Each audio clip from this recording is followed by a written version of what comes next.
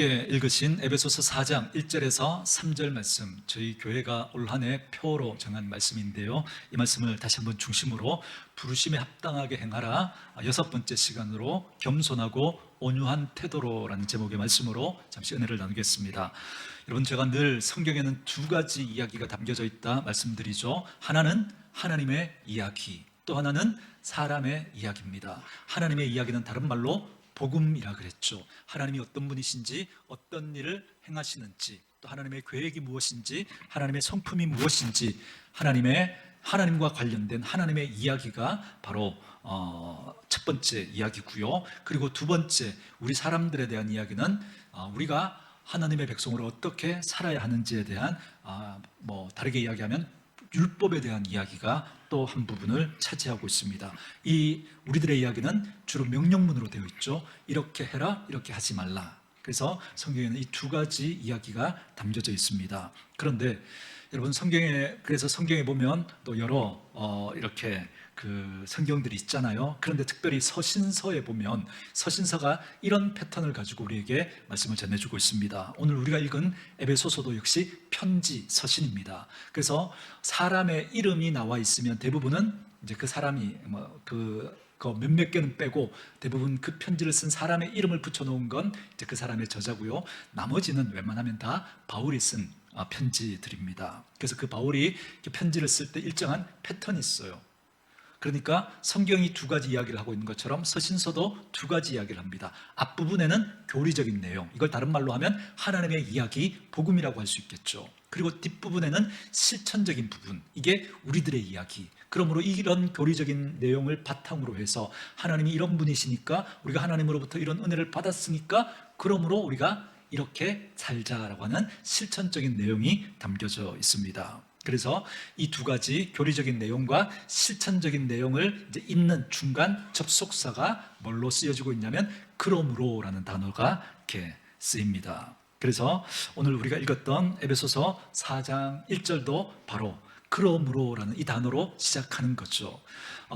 이 그러므로는 물론 앞에 있는 문장과 또 지금 하려고 하는 이 문장을 잇는 것뿐만 아니라 에베소서 전체적인 구조로 봤을 때 6장까지 있는데요, 1장, 2장, 3장이 교리적인 내용입니다. 그리고 4장, 5장, 6장이 이제 실천적인 내용이거든요. 그래서 이 두 교리적인 내용과 실천적인 이 부분을 잇는 이제 접속사가 바로 4장 1절에 그러므로라는 단어입니다. 그래서 우리 4장 1절 그 마음으로 한번 유념하시며 같이 한번 읽어볼까요? 읽습니다. 시작. 그러므로 갇힌 내가 너희를 권하노니 너희가 부르심을 받은 일에 합당하게 행하여. 아멘. 자, 그러므로라는 단어가 나오죠. 그래서 앞뒤 문장을 이을 뿐만 아니라 에베소서 전체 내용 가운데 교리적인 부분과 실천적인 부분을 연결시켜주는 역할을 합니다. 그래서 너희가 이제부터 이렇게 살아야 된다라고 하면서 1장, 2장, 3장의 그 교리적인 내용을 바탕으로 이제는 이렇게 실천하며 살아야 할 것을 말씀해 주고 있는 거죠. 그래서 4장 1절은 그죠? 4장, 5장, 6장의 전체적인 내용을 요약하고 있는 말씀이라고 할 수 있습니다. 그러므로 너희는 부르심을 받은 일에 합당하게 행하라라는 거죠. 그러니까 우리가 하나님의 부르심으로 구원을 받았으니까 그 은혜를 받은 자답게 이제 합당한 믿음의 삶을 살아가라 말씀하고 있는 겁니다. 그래서 저와 여러분이 올 1년 동안 고민할 게 뭐냐면, 그렇다면 부르심에 합당하게 행한다는 게 무엇일까라고 하는 것과, 그럼 어떻게 부르심에 합당하게 살아갈 것인가, 이 부분이 이제 우리가 고민해야 될 부분입니다. 그래서 지난 몇 번의 시간 동안은 이제 부르심에 합당하게 행한다는 게 무엇인지를 살펴봤습니다. 세 단어를 중심으로 살펴봤죠. 부르심, 합당한 행동, 그렇죠? 이 부분에 대해서 우리가 살펴봤고요. 이제 오늘부터 이제 또 세 번의 시간을 통해서는 이제 부르심에 합당하게 살아간다는 것이 어떤 삶인지 좀 구체적인 그 이야기들을 여러분과 좀 나누려고 합니다. 그래서 2절, 3절 내용을 우리 같이 한번 읽어볼까요? 2절, 3절 같이 읽습니다. 시작. 모든 겸손과 온유로 하고 오래 참음으로 사랑 가운데서 서로 용납하고 평안에 매는 줄로 성령이 하나 되게 하신 것을 힘써 지키라. 아멘.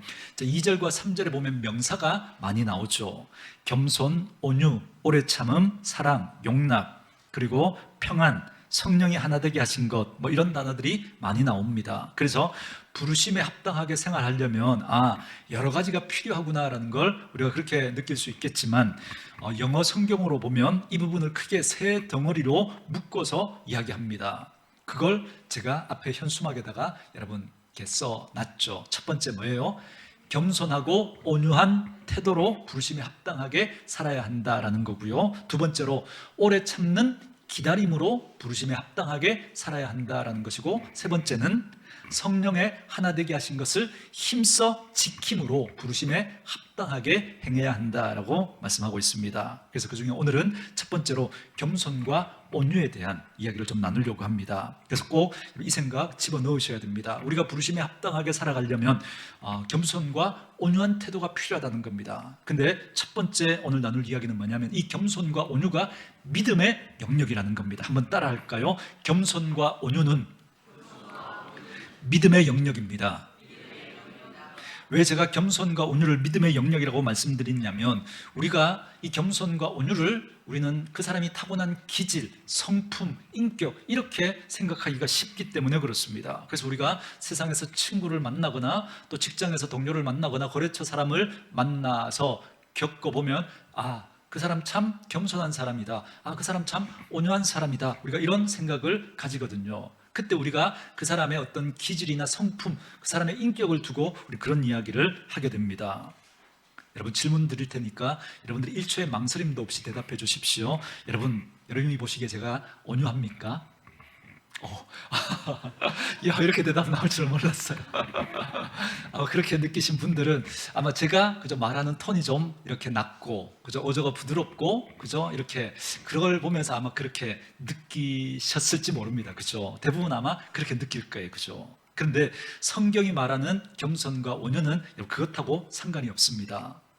여러분, 그래서 우리는 겸손 그러면 그 사람이 말을 할 때도 그저 조근조근 목소리도 크지 않게 그렇게 이야기하고 부드럽게 이야기하고 억양도 그죠? 조용조용하게 자기 주장을 막 펼치기보다는 다른 사람들이 이야기를 잘 들어주고 수긍해주고 때로는 자기의 어떤 주장도 내려놓을 줄 아는 그런 사람을 보고 우리는 참 그 사람 겸손하다, 온유하다 그런 이야기를 많이 하잖아요. 그죠? 그런데 성경은 그런 사람을 겸손하다고 말하지 않습니다.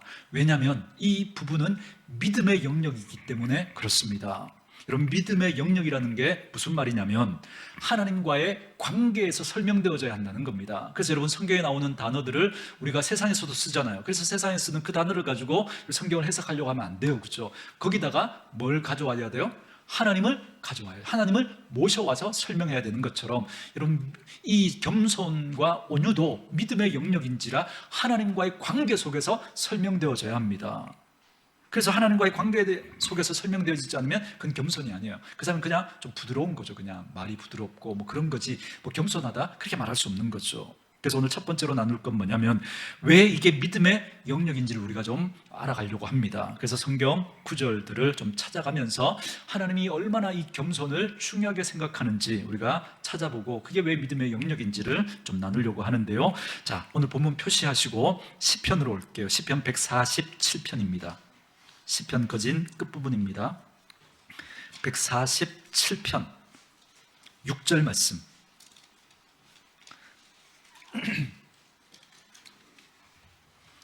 909쪽 그 어간입니다. 시편 147편 6절입니다. 우리 말씀 찾으셨으면 한 목소리로 같이 한번 읽어볼까요? 읽습니다. 시작. 여호와께서 겸손한 자들은 붙드시고 악인들은 땅에 엎드러뜨리시는도다. 아멘. 제가 언젠가도 여러분 설명을 해드렸는데요. 시편과 잠언을 읽으실 때 여러분들이 좀 유념하셔야 될 표현이 있는데요. 그게 뭐냐면 시편은 한 문장 안에 한 구절 안에 그죠? 한 문장인데 안에 보면 이제 두 문장이 들어있는 게 있어요. 그런데 이 두 문장이 어떤 대조를 이루는 구절들이 이렇게 있거나 아니면 비슷한 내용이 똑같이 나열되어 있는 병렬 구조가 많이 있습니다. 여러분 똑같은 이야기인데 표현만 단어들만 바꿔서 똑같은 이야기를 합니다. 이걸 병렬 구조라고 하는데 그걸 강조하는 의미가 있는 거죠. 대조는 어떤 거예요? 대조되는 반대되는 내용이죠. 그죠? 그래서 앞에서 이야기를 하고 반대되는 이야기를 하면서 서로 대조해서 이제 그 어떤 걸 강조하는 그런 의도가 깔려 있는 거죠. 그래서 먼저 병렬 구조부터 한번 찾아보면 147편을 찾으셨으니까 10절을 한번 보세요. 10절 우리 같이 한번 읽어볼까요? 있습니다. 시작. 여호와는 말에 힘이 세다 하여 기뻐하지 아니하시며 사람의 다리가 억세다 하여 기뻐하지 아니하시고. 자, 한 구절인데 두 문장 있죠.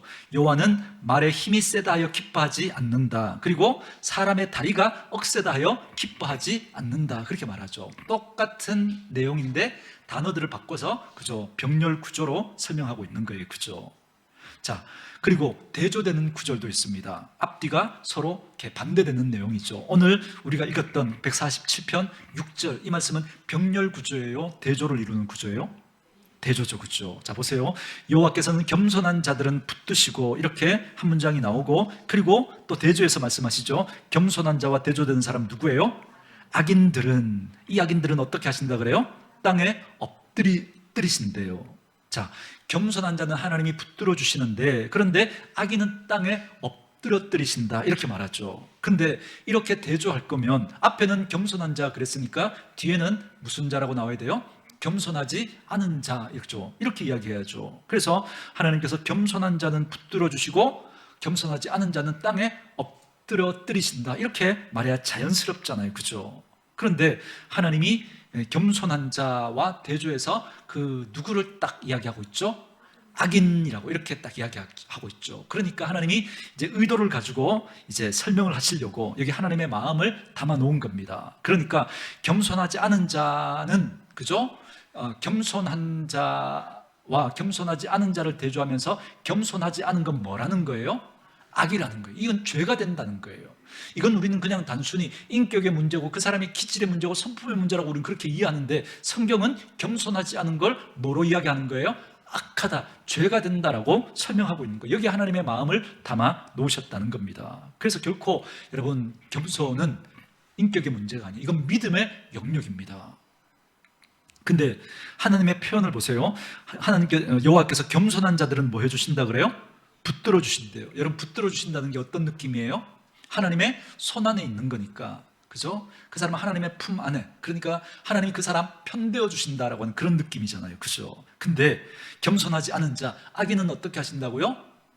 엎드러뜨리신대요. 그러니까 이걸 이미지로 그려보면 하나님이 이렇게 그 사람 밀어서 넘어뜨리는 거잖아요. 그죠?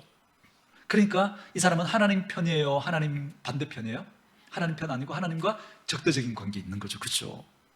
그러니까 하나님이 얼마나 겸손이 하나님 앞에 중요한 개념인지를 우리에게 이렇게 말씀해 주는 거죠. 자, 한 구절 더 찾아볼게요.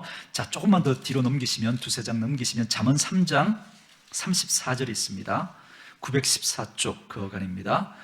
자, 잠언 3장 34절 찾으셨으면 같이 읽습니다. 시작. 진실로 그는 거만한 자를 비웃으시며 겸손한 자에게 은혜를 베푸시나니. 아멘. 자, 여기도 대조적으로 쓰였죠. 그죠? 뭐라 그래요? 뒷부분에 겸손한 자에게는 뭘 하신다고요? 은혜를 베풀어 주신대요. 그럼 앞에 겸손하지 않은 사람에게는 어떻게 하신다 그래요? 비웃으신대요. 그런데 겸손하지 않은 자라는 표현을 쓰지 않고 어떤 자라고 그래요? 거만한 자. 그러니까 겸손하지 않은 자는 거만하다는 거죠. 그러니까 거만한 자에 대한 이 성경의 이미지가 어떤 거냐면 목이 뻣뻣하다라는 겁니다. 근데 누구 앞에서요? 하나님 앞에서. 하나님 앞에서. 그래서 여러분, 이 겸손이 믿음의 영역입니다. 근데 이 거만한 자를, 겸손하지 않은 자를 하나님이 어떻게 하시느냐면 비웃으신대요. 비웃으신대요. 은혜를 주신다라는 걸 그저 이렇게 이미지로 그리면 하나님의 따뜻한 품 안에 있는 거라고 한다면, 여러분, 하나님이 비웃으신다라는 건 어떤 이미지예요? 하나님 앞에 하나님이 그 존재를 부정하신다는 거죠. 내가 어떤 사람인지 막 주장을 하고 막 자기가 돈이 많고 나는 이런 일을 했고 이런 일을 했고 하면서 사람들 앞에 존재감을 막 부각시키려고 막 하는데 하나님이 피식 웃으시면서, 그죠? 의미 없다 이런 거잖아요. 그죠? 그 사람의 존재를 인정하지 않는다는 거죠. 여러분, 북이스라엘의 첫 번째 왕이 누구죠? 아시면서도 이렇게 대답 안 해주시니까 제가 여러분을 너무너무 좋아하죠. 제가 또 부담 없이 설명해 드릴 수 있으니까. 그죠? 자, 첫 번째 왕이 여로보암이죠. 근데 이 사람이 어떤 사람이냐면, 그죠? 그 이스라엘에 12지파가 있는데 10지파 사람들의 마음을 얻어가지고 나라를 세웠던 사람입니다. 그러니까 그만큼 사람들에게 인기가 많았고 사람들의 마음을 살 줄 알고 뭔가 일을 꾸밀 줄 알고 나라까지 세웠던 굉장히 영향력이 있고 인기가 있었던 그런 사람이었죠. 그렇죠. 그런데 나중에 이 북이스라엘에 보면 또 한 사람의 여로보암이라는 왕이 나옵니다. 이 사람을 가리켜서 여로보암 2세라 그럽니다. 그러니까 첫 번째 북이스라엘 세웠던 사람은 여로보암 1세, 두 번째 나오는 왕은 여로보암 2세입니다. 왜 여로보암 2세라고 이름을 지었을까요? 여로보암 1세만큼 그만큼 그저 영향력이 있었던 뛰어났던 사람이라는 겁니다. 그래서 여러분 북이스라엘의 역사 가운데 여로보암 2세 때 가장 잘 살고 가장 군사적으로 힘이 많았고 땅이 넓었을 때가 바로 여로보암 2세 때입니다. 그래서 세계 역사 속에서도 이 여로보암 2세를 언급할 만큼 영향력 있었던 왕이 바로 여로보암 2세입니다. 그런데 성경에 보면 아모스서에 보면 이 여로보암 2세를 여러분 이야기하면서 하나님이 단 몇 줄로 그냥 슬쩍 언급하고 넘어가 버립니다. 사람들은 그 사람을 정말 대단한 사람으로, 그래서 세계 역사 속에서도 그 이름이 언급될 만큼 그죠? 그렇게 영향력이 있었던 사람인데 하나님이 피식 웃으시면서 그죠? 그냥 넘겨버리시는 거예요. 의미 없다는 겁니다. 왜 그럴까요? 왜? 하나님 앞에서 거만했기 때문에, 교만했기 때문에, 겸손하지 않았기 때문에 그런 거죠. 그래, 너 그렇게 대단한 사람이야? 근데 난 너 신경 안 써. 그렇다는 거죠. 여러분, 만약에 저와 여러분의 인생이 남들보다 더 화려하게, 더 높게, 더 크게, 더 좋게 살아간 것 같은데, 그런데 하나님이 어떻게 보시느냐면 거들떠도 보지 않는다는 거예요. 단지 그렇게 산 것만 가지고는 그냥 힐끔 쳐다보고 마시는 거죠. 왜 그런가? 교만해서 그렇다는 거예요. 근데 하나님은 겸손한 자를 눈여겨보시고 품에 품어주시고 함께 해주시고 편들어주시고 은혜를 베풀어 주신다는 거예요. 그만큼 하나님이 겸손을 귀하게 여기신다는 겁니다.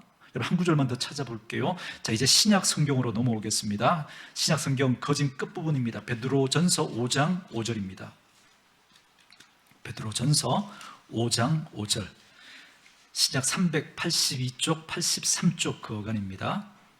5절과 6절, 베드로전서 5장 5절 6절 말씀 우리 같이 한번 읽도록 하겠습니다. 베드로전서 5장 5절 6절 읽습니다. 시작. 젊은 자들아, 이와 같이 장로들에게 순종하고 다 서로 겸손으로 허리를 동이라. 하나님은 교만한 자를 대적하시되 겸손한 자들에게는 은혜를 주시느니라. 그러므로 하나님의 능하신 손 아래에서 겸손하라. 때가 되면 너희를 높이시리라. 아멘. 자, 5절부터 보세요. 젊은 자들아, 이와 같이 장로들에게 순종하고 다, 그 다음 표현이 너무너무 중요합니다. 다 어떻게 하라 그래요? 서로 겸손으로 허리를 동이래요. 자, 서로니까 이 겸손이라고 하는 건 나이 든 사람 앞에서 나이가 젊은 사람이 보여야 하는 태도, 이렇게 설명되는 게 아니에요. 힘 있는 사람 앞에서 힘 없는 사람이 가지는 그죠? 그런 태도, 이렇게 설명되어지는 게 아니에요. 그죠? 겸손이라고 하는 건 서로가 서로에게 보여야 할 믿음의 태도라는 겁니다. 나이가 많은 사람이든 힘이 있는 사람이든 나이가 젊은 사람이든 힘이 없는 사람이든 이건 똑같이 우리가 하나님 앞에서 믿음으로 보여야 할 태도의 문제다라고 말씀하고 있는 겁니다. 점점 궁금해지죠. 여러분, 이 겸손이라는 게 뭔지. 자, 그렇다면 어떻게 하는 게 겸손이라는 걸까? 이 물음표를 가지고 이렇게 계속해서 설교를 들으셔야 합니다. 자, 겸손으로 허리를 동이라. 그 다음 표현 잘 보세요. 하나님은 교만한 자를 대적하시되 겸손한 자들에게 뭐 하신다고요? 은혜를 주신다. 여기도 앞부분에 교만이라는 단어가 또 뭐와 대조로 쓰이고 있죠? 겸손과, 원래는 겸손하지 않은 자 그래야 되는데 교만이라고 아주 구체적으로 선명하게 이제 딱 설명을 하고 있는 겁니다. 그렇죠? 자, 그러면 겸손하지 않으면 뭐 하다는 거예요? 교만하다는 거예요. 그렇죠? 하나님이 적나라하게 지금 표현해 주고 있는 겁니다. 자, 교만한 자는 어떻게 하시겠다 그래요? 대적하시겠대요. 여러분, 표현이 점점 세지죠. 제가 지금 찾아보면서 처음에는 여러분, 겸손하지 않은 자 어떻게 하신다 그래요? 하나님이 넘어뜨리신다. 그죠? 이렇게 넘어뜨리신다. 두 번째는요, 비웃으신다. 그죠? 의미 없이 여기신다. 세 번째는요, 대적하신다는 거예요. 그러니까 여러분, 이게 인격의 문제, 이런 문제를 넘어서서 이건 하나님 앞에서 믿음의 영역이고 이건 죄가 되니까 하나님이 그 사람을 밀어서 넘어뜨리시고 비웃으시고 나중에는 그저 어떻게 해요? 칼을 꺼내서 그 사람을 겨누시는, 퇴적하시는 그런 이미지로 지금 설명하고 있는 겁니다. 그러니 너희는 꼭 이 땅을 살아가면서 어떤 사람이 되라는 거예요? 겸손한 사람이 되라라는 걸 말씀해 주고 있는 거죠. 자, 특별히 베드로전서 5장 6절 말씀 여러분 꼭 기억해 놓으십시오. 거기 뭐라 그래요? 겸손한데 어떻게 겸손하라 그래요? 하나님의 능하신 손 아래에서 겸손하라. 그러니까 이런 게 겸손이 아니라는 거예요. 다른 사람한테 잘 보이려고 부드럽게 해주거나 자기 주장을 꺾거나 이런 건 진짜 겸손이 아닌 거죠. 우리 살아가면서 이렇게 많이 하잖아요, 그죠? 갑을관계가 있어서, 그죠? 장사하는 사람들은 손님들 앞에서 그죠? 위치에서, 그죠? 뭐 자기 주장 다 이야기하지 못하고, 그죠? 부드럽게 하고 따뜻하게 하고 친절하게 하고 상사 앞에서 우리 그렇게 하잖아요, 그죠? 근데 단지 그것 때문에 하는 거라면 그건 진짜 여러분 겸손은 아니라는 거죠. 그죠? 이 행동이 하나님 앞에서 판단을 받아야 한다는 거예요. 하나님 앞에서. 그래서 하나님의 능하신 손 아래에서 겸손하라 이렇게 말합니다.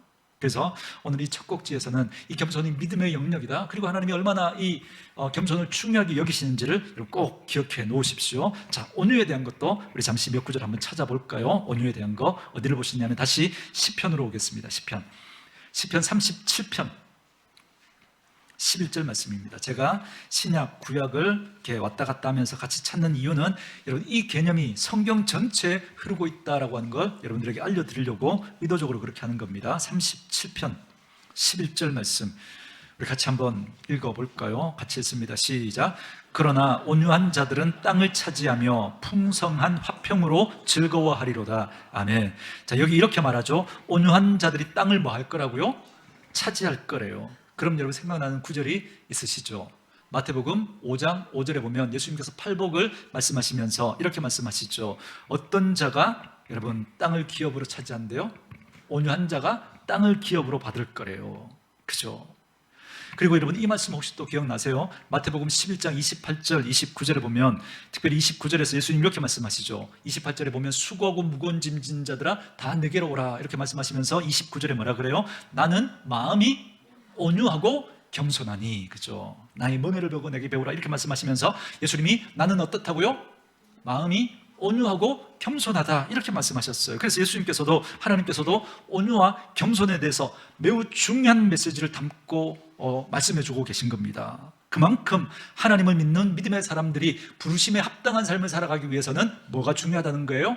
겸손과 온유한 태도가 중요하다라는 걸 말씀해주고 있는 겁니다. 그래서 이제 오늘 이 겸손과 온유가 믿음의 영역이다라고 하는 이 첫 번째 꼭지를 가지고 이거 유념하시고, 자, 그렇다면 겸손은 무엇인지 온유는 무엇인지 우리가 이 부분을 좀 설명하려고 합니다. 제가 말씀을 묵상하면서 겸손과 온유를 각각 이렇게 정의를 내렸는데요. 자, 먼저 겸손입니다. 한번 따라해 주시겠습니까? 겸손은 이유가 있는 꺾어짐입니다. 예. 여러분 꺾어진다라고 하는 게 여러분 한번 잘 생각해 보세요. 꺾어진다. 여러분 꺾어진다는 게 뭐죠? 포기한다는 거죠. 그죠? 포기한다. 근데 그냥 포기하는 게 아니고 이유가 있는 거예요. 이유가. 그 이유가 믿음의 영역이니까, 이게 믿음의 영역이니까 누구 때문에 꺾어지는 걸까요? 하나님 때문에. 하나님 때문에. 제가 말씀드렸죠. 우리가 사회생활 하면서, 그죠? 이해관계 때문에, 그죠? 우리가 어쩔 수 없이 나를 꺾어야 할 때는 참 많죠. 그럴 때 정말 속상하고 그렇지만 어쩔 수 없이 그럴 때 많잖아요. 그죠? 그런데 진짜 겸손은, 그죠? 내가 나를 꺾는데 이유가 있는데 그 이유가 하나님 때문이라는 거예요. 하나님 때문에. 이야기를 더 진전시키기 전에 여러분 스스로에게 한번 여쭤보십시오. 나는 요즘 하나님 때문에 꺾어준 게 있는가? 나는 정말 하나님 때문에 어떤 걸 꺾고 살아가고 있는가? 하나님 때문에 어떤 상황에서 나를 꺾었는가? 한번 여러분 자신을 점검해 보십시오. 이게 없다면 여러분은 믿음의 삶을 사는 건 아닌 거죠. 그냥 종교 생활을 하는 거예요. 여러분 종교 생활을 한다는 건, 그죠? 성경에서 우상을 이야기할 때 어떻게 해요? 나를 위하여, 나를 위하여, 나를 위하여. 우리가 믿음 생활하면서 나를 위해서 나는 교회에 나오고 나를 위해서 기도하고 나를 위해서 뭔가를 한다면 여러분은 그죠? 믿음 생활을 하고 있는 게 아니죠. 그죠? 하나님 때문에 그 성경은 나를 부인하는, 그래서 누구든지 나를 따라오려거든 먼저 자기를 부인하고 자기 십자가를 지고 따르라 그러잖아요. 그러니까 하나님 때문에 나를 부인하는, 하나님 때문에 나를 꺾는 나를 포기하는 그 부분이 있는가 꼭 한번 점검해 보셔야 합니다. 겸손이라는 건 내가 사람들에게 얼마나 나를 낮추느냐 이 윤리적인 개념을 넘어서서 꼭 하나님을 모셔와야 돼요. 하나님 때문에 내가 나를 꺾는 거예요. 모세는 하나님 때문에 자신을 꺾습니다. 모세는 80의 부름을 받아 그 40평생 그 하나님 앞에서 그 마지막 그의 인생을 살아가면서 오로지 뭐만 보며 살아왔어요? 하나님이 주실 그 가나안 땅만 바라보면서 살아갔습니다. 그래서 40년 그 우여곡절 끝에 그 수모와 그 사람들의 비아냥거림과 그 반역들 속에서도 속상한 일 얼마나 많았지만 그러나 그 가나안 땅을 바라보면서 꾸역꾸역 그렇게 이 백성을 이끌고 어디까지 왔어요? 그 가나안 코앞까지. 이제 요단강만 건너면 이제 가나안입니다. 그래서 그 모압 평지 비스가산 꼭대기에서 그 모압 땅을 다 내려다봤습니다. 남북으로 동서로 그 땅을 다 내려다봤어요. 눈이 흐리지 않았어요. 여러분 전쟁에 출입할 정도로 그렇게 기력이 있었습니다. 그럼에도 불구하고 하나님이 막으시는 거예요. 모세야, 넌 여기까지만 하자.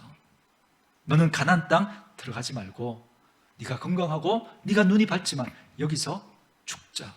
제가 직접적으로 표현했잖아요. 그죠? 그렇게 하신 거예요, 하나님이. 그런데 모세가 꺾어요, 자신은. 누구 때문에요? 하나님 때문에. 여러분, 이게 겸손이라는 거예요, 이게. 다윗의 평생 소원은 무엇이었을까요? 성전을 지어드리는 거죠. 여러분, 성전을 짓는다는 게 뭐 하루아침에 생각만으로 되는 일이 아니죠.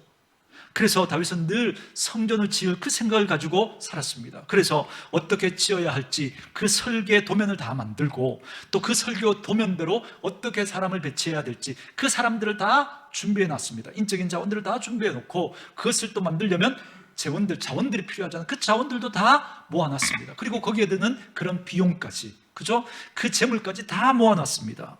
근데 누가 막으세요? 하나님이 막으시는 거예요, 하나님이. 그것을 지을 명분도 있고 힘도 있고 다 준비해 놨습니다. 근데 하나님이 막으시는 거예요. 다윗아, 네가 성전을 짓지 말고 네 아들 솔로몬에게 맡기자. 그때 다윗이 자신의 그 의지를 꺾습니다. 이게 겸손이라는 거죠. 여러분은 요즘 하나님을 위해서 여러분을 꺾어드린 것이 있습니까?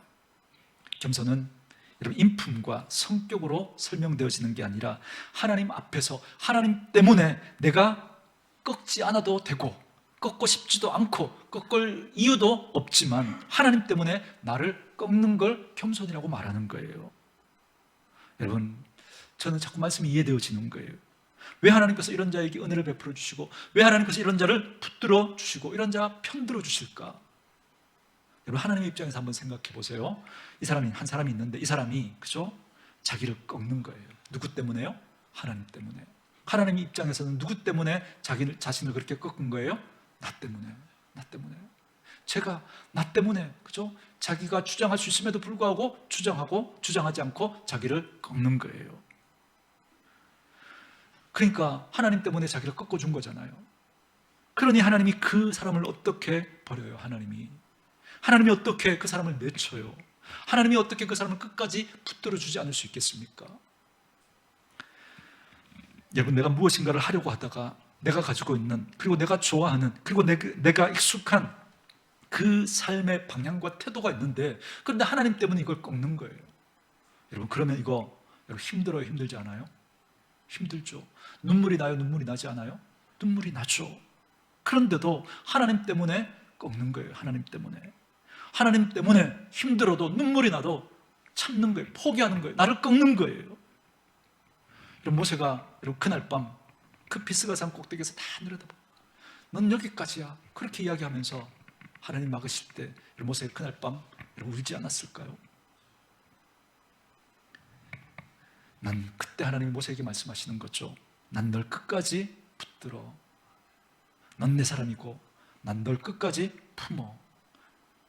네가 나 때문에 너를 꺾고 나 때문에 눈물을 흘리고 나 때문에 네가 그렇게 포기한 거 내가 절대 잊지 않을 거야. 난 네 편이야. 그렇게 말씀해 주지 않았을까요? 사랑하는 성도 여러분, 우리는 무엇을 하나님 때문에 꺾으셨습니까? 여러분은 무엇을 하나님 때문에 포기하셨습니까? 여러분은 무엇을 하나님 때문에 여러분이 생각하고 있었던 그 방향을 돌이킨 게 있습니까? 하나님 때문에 나를 포기하고 하나님 때문에 나를 꺾고 하나님 때문에 우리의 방향을 바꾸는, 여러분 그 과정 속에 어찌 눈물이 없고 어찌 고통이 없고 어찌 힘듦이 없겠습니까? 그래서 여러분, 기도는 낭만이 될 수 없다고 제가 늘 말씀드리죠. 하나님 앞에서 나를 꺾어야 되니까, 하나님 앞에서 나를 포기해야 되니까, 하나님 앞에서 내가 하고 싶은 이걸 내려놓아야 하니까, 기도는 낭만일 수 없는 거죠. 하나님 앞에 하소연이고 통곡이고 내 심장을 도려내고 내 창자를 끊어내어 하나님 앞에 드리는 거죠. 여러분, 그 사람이 하는 그 기도를 하나님은 절대 잊을 수가 없는 거죠. 어떻게 그 사람의 기도를 하나님이 외면할 수 있겠습니까? 어찌 보면 그게 기도의 진짜 의미라고 할 수 있는 거죠. 겸손은 하나님 때문에 이유 있는 꺾어짐입니다. 올 1년 동안 우리 사랑하는 온누리 교회 식구들은 사람들 앞에 비굴해지거나 사람들 앞에서 낮아지거나 사람들 앞에서 하는 그 모습이 아니라 하나님 때문에 우리를 꺾을 수 있는 그런 분들이 될 수 있기를 주의 이름으로 축원합니다. 그 하나님의 가슴 속에 여러분들의 그 모습이 흔적으로 남게 된다면 하나님이 그 사람 붙들어 주시고 그 사람 편들어 주지 않겠습니까? 저와 여러분의 인생이 그런 인생 될 수 있기를 주의 이름으로 축원합니다. 두 번째로, 온유는 뭘까요? 온유. 여러분, 지난 2022년 그죠? 월드컵 때문에 연말에 그죠? 한참 유행했던 그죠? 그런 표현 하나가 있는데 혹시 기억나시는지 모르겠어요. 우리 한국이 16강 정말 어렵게 진출했잖아요, 그죠? 이게 확률로 보면 뭐 9%밖에 되지 않아요. 아무리 잘해도 자력으로 올라갈 수가 없어요. 이제 그 같은 조에 있는 상대 팀, 그죠? 그 경기 여하에 따라서 올라갈 수 있느냐, 올라갈 수 없느냐가 이제 결정되어지는데, 이제 3차전 포르투갈전 무조건 이겨야 돼요, 무조건. 그리고 이제 가나하고 우루과이가 이제 경기를 하는데, 이제 우루과이가 이겨야 돼요. 근데 너무 큰 점수 차로 이기면 안 돼요. 그냥 2점 차까지만. 3점 차 나면 우루과이가 올라가고, 가나가 이기면 무조건 올라가고, 그러니까 우루과이가 이기는데 2점 차까지만. 그리고 이제 비기든가 그렇게 해야 올라갈 수 있는 거예요. 그래서 우리가 포르투갈전하고 하는데 상대적으로 우리가 열세죠. 그런데 지고 있다가 그죠? 그 후반 마지막 45분에 황희찬이 극적인 역전골로 그죠? 극적으로 이기잖아요. 극적으로. 정말 그때 감격 여러분 기억나시죠? TV 앞에서. 그런데도 우리가 막 기뻐할 수 없는 거예요. 왜요? 이제 가나전 지금 봐야 되니까. 가나전 하는데 그저 우루과이가 2대0으로 이기고 있는 거예요. 한 점만 더 넣으면 이제 우리 탈락이에요. 그런데 가나는 수비하고 상관없어. 이제 2대0이고 너무 수세에 막 몰리는 거예요. 그냥 뭐 포기해버리면 좀 큰 점수 차가 날 수 있는데 가나가 끝까지 막 하는데 2대0으로 가나가 진 거예요. 그래서 우리가 올라갔죠. 그때 우리 선수들이 태극기를 탁 꺼내면서 거기에 쓰여져 있던 문구 때문에 유명해졌던 건데 기억나세요? 중요한 건 꺾이지 않는 마음이라는 거죠. 그것 때문에 이 표현이 한참 유행을 했었습니다. 여러분, 제가 그 표현 가지고 온유를 설명하려고 하는데요. 여러분, 아까 겸손을 하나님 때문에 이유 있는 꺾어짐이라 그랬죠. 하나님 때문에 이유 있는 꺾어짐. 그럼 온유는 뭘까? 온유는 꺾이지 않는 부드러움. 꺾이지 않는 부드러움. 이렇게 정의하고 싶어요. 그러니까 온유는 꺾이지 않는, 꺾어지지 않는 부드러움인 거죠. 제가 왜 이런 표현을 썼냐면, 우리는 온유라고 할 때 그 느낌이 어떤 느낌이냐면 부드러운 것, 이리저리 왔다 갔다, 그죠? 꺾이고, 이럴 때는 막 이렇게, 저럴 때는 저렇게 막, 그죠? 그런 것처럼 이렇게 떠올리기가 쉬운데, 맞아요. 온유는 부드러운 거 분명히 맞습니다. 그런데 성경은 그 부드러움 속에 강함이 있는 걸 온유라고 그러는 거예요. 여러분, 제가 바울을 설명하면서 바울은 뭐도 없는 사람이라고 그랬어요? 줏대도 없는 사람처럼, 그죠? 그렇게 보인다고 이야기했죠. 이 사람 만나면 이렇게, 저 사람 만나면 저렇게 줏대도 없는 사람처럼 보여요. 그런데 바울이 그렇게 했던 이유가 있었죠. 뭐예요? 복음 때문에. 어찌하였든 한 사람이라도 더 구원받게 하려고. 그 분명한 이유와 목적, 이건 꺾지 않는 거예요. 이것 때문에 그렇게 하는 거예요. 이것 때문에. 여러분, 우리가 믿음을 지킨다고 하면서 우리가 부드러움을 잃어버릴 때가 많아요. 우리 한국교회가 여러분 왜 세상 사람들에게 그렇게 여러분 이렇게 혐오의 대상이 되고 우리 믿는 사람들을 그렇게 눈살 찌푸리게 했던 그 이유가 뭐냐면 우리가 단호함이 있어요. 그죠? 단호함이. 믿음을 지키겠다고 하니 단호함이 있어요. 그런데 뭘 잃어버렸어요? 온유를 잃어버렸어요. 그 믿음을 우리가 부드럽게 표현할 수 있어야 되는데 그 믿음을 너무 거칠게 표현해버린 거예요. 온유하지 않은 거예요. 온유하지 않은 거예요. 정말 깊이 한번 묵상해 보시기 바랍니다. 여러분, 어떤 목사님이 온유를 이렇게 설명하더라고요. 여러분, 밀림의 왕 사자가, 그죠, 맹수를 잡을 때, 그죠, 숨겨뒀던 그 이빨, 그죠, 드러내서 그 짐승에, 그죠, 사냥감에 먹이를 물어서 숨통을 단번에 끊어버리잖아요, 그죠. 그런데 그 사자가 새끼를, 그죠, 물어서 옮기잖아요, 그죠. 이게 온유함이라는 거, 이게. 여러분, 이해가 되시잖아요, 그죠. 여러분, 온유함이라는 게 뭘까? 여러분, 저희들이 어떤 일을 진행하다가 우리 뜻과는 반대되는 사람, 그죠? 그리고 내 생각과는 전혀 또 다른 상황으로 또 상황이 전개되면 보통 두 가지 경향을 보입니다. 그래서 하나는 우리를 막아서는 일이 있거나 우리를 반대하는 사람이 생기면 똑같이 화를 내고 싸운다는 거예요. 그래서 더 극렬하게 싸워서 그걸 넘어가려고 하는 사람들이 있는 거죠. 여러분, 이 사람은 부드러움을 놓친 거죠. 근데 또 어떤 사람이 있냐면 큰 반대가 있거나 또 이렇게 힘든 일이 있으면 에이, 나 몰라, 나 안 해, 그죠? 나 할 만큼 했어, 내가 이렇게 내 의견 안 받아주니까 난 이제 더 이상 이 일에 신경 안 써, 그러면서 물러나버리는 그런 사람이 있습니다. 이것도 온유가 아니라는 거예요. 여러분, 우리가 믿음으로 살려고 할 때 여러분, 세상은 우리에게 자꾸 방해하고 딴지를 걸 거예요. 그럼에도 불구하고 우리가 이 믿음을 지켜내는 이 일을 절대 포기하면 안 되고 물러서면 안 돼요. 그러나 우리가 그들을 대할 때도, 그런 상황을 대할 때도 우리는 어떠해야 된다고요? 부드러워야 한다고요. 그게 온유라고요. 그게. 온유는 뭐냐면 하나님 앞에서 착하고 좋은 태도를 유지하되 그 부드러움을 계속 가지고 있되 하나님께서 옳다 여기시는 그 부분에 있어서만큼은 우리가 절대로 우리가 타협하면 안 돼요. 그걸 끝까지 우리가 붙들고 있어야 한다는 거죠. 그래서 당당하게 서서 그 바람과 파도를 맞을 수 있는 그 태도가 바로 온유라는 겁니다. 그래서 온유는 물러섬이 아닙니다. 온유는 똑같이 화를 내는 것도 아닙니다. 꺾이지 않으면서 하나님 앞에서 원하는 태도를 끝까지 유지하되 부드러운, 착하고 좋은 모습을 가지고 그걸 여러분 유지하는 겁니다. 그게 온유입니다. 여러분, 예를 들면 바벨론의 포로로 잡혀갔던 다니엘과 그 세 친구들을 한번 떠올려 보세요. 바벨론 왕실에서 교육을 받으면서 그 왕실이 제공하는 걸 이제 받습니다. 그래서 음식도 왕실에서 제공하는 걸 먹죠. 그런데 그 음식이 어떤 음식이었어요? 그 우상에게 제사 드려졌던 그 제물, 그게 이제 고기로 나오는 거예요. 근데 이 다니엘의 세 친구들은 그것을 먹고 싶지 않은 거예요. 하나님의 백성으로서 거룩하기를 원했던 거죠. 그래서 그걸 거부합니다. 그런데 어떻게 해요? 환관장에게 아주 정중하게, 아주 공손하게, 아주 예의 바르게, 그죠? 그렇게 부탁을 하죠. 그게 온유입니다. 그게. 그래서 결국 그 나라에서 주는 그런 불이익을 감수하면서라도 자기가 그걸 지켜내는 거예요. 여러분, 다니엘을 보세요. 사자굴에 던져질 거라는, 그죠? 그 금신상에게 절해야 되는데 만약에 그 금신상 외에 다른 것에 절하면 사자굴에 던져진다고 하는데 그게 칙령으로 내려졌어요. 다니엘이 알았어요. 그럼에도 불구하고 하나님을 향한 자신의 마음을 꺾지 않습니다. 그래서 그는 금신상에게 절하지 않아요. 그리고 예루살렘을 향하여 난 창으로 하루에 3번씩 그렇게 기도합니다. 그래서 결국 어떻게 돼요? 사자굴에 던져지죠. 그렇지만 순순히 저항하지 않고 순순히 따릅니다. 이게 온유라는 거예요. 그런데 하나님은 끝내 그를 지켜내시는 거죠. 예수님도 그렇게 말씀하셨죠. 나는 마음이 온유하고 겸손하니. 예수님은 이유 있는 꺾어짐으로 스스로를 꺾으십니다. 하나님과 근본 본체시나 하나님과 같은 동등한 분이시지만 그러나 하나님과 동등됨을 취할 것으로 여기지 아니하시고 스스로 종의 형체를 가져 육신을 입고 인간의 몸으로 이 땅에 오셨어요. 자기를 낮추신 거예요. 자기를 꺾으신 거예요. 그렇게 하지 않아도 되는데. 그리고 십자가를 지시기 전에 겟세마네 동산에서 기도하실 때 할 수만 있으시거든 이 잔을 내게서 옮겨주십시오.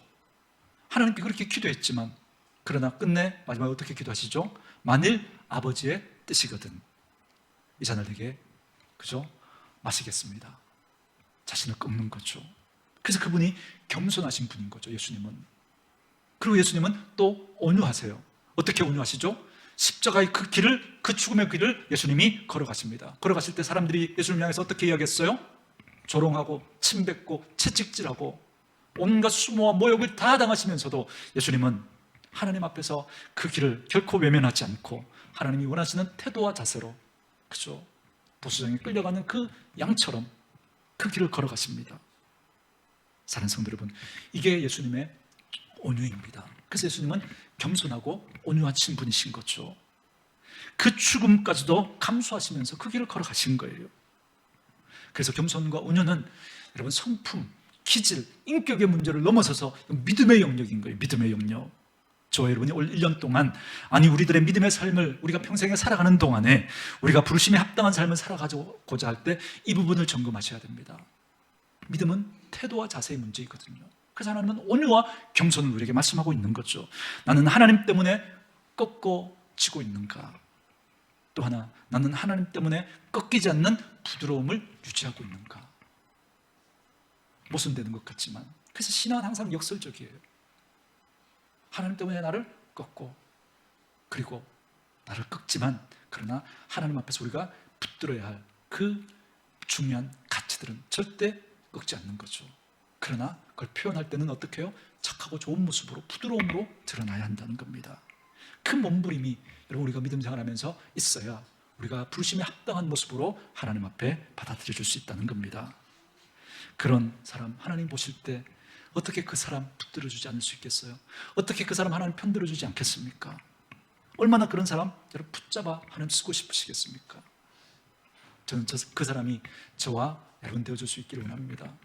오늘 우리 한국교회가 왜 이런 모습으로 전락했는지, 우리가 겸손과 온유를 잃어버렸기 때문은 아닌지 돌아보시고, 저와 여러분들이 그런 분들 되어져서 하나님이 편들어 주시고 하나님이 붙들어 주시고 은혜 베풀어 주시는 그런 분들 되어서 여러분들이 부르심에 합당한 삶을 살아가는 저와 여러분 되어 주시기를 주의 이름으로 축원합니다.